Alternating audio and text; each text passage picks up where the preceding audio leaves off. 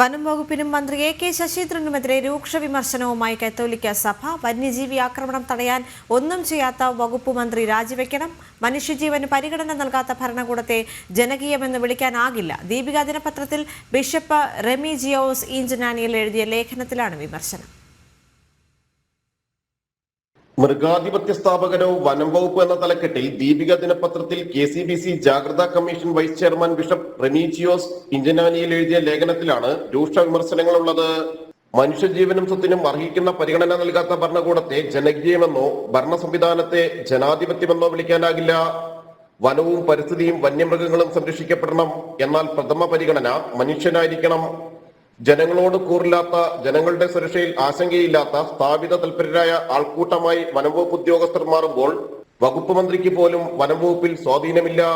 കേരളത്തിലെ കർഷക കുടിയേറ്റ ജനതയിൽ വലിയൊരു വിഭാഗം അതിരൂക്ഷമായ വന്യമൃഗ ഭീഷണിയിലാണ്. ഇടുക്കി, വയനാട്, മലയോര ജില്ലകളിലും സമീപ ജില്ലകളിലും കാട്ടാന ആക്രമണവും രൂക്ഷമാണ്.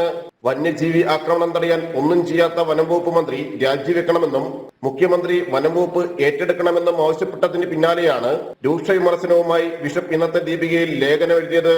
ഗുരുതരമായ ആരോപണങ്ങളാണ് ലേഖനത്തിൽ വനംവകുപ്പിനെതിരെയുള്ളത്.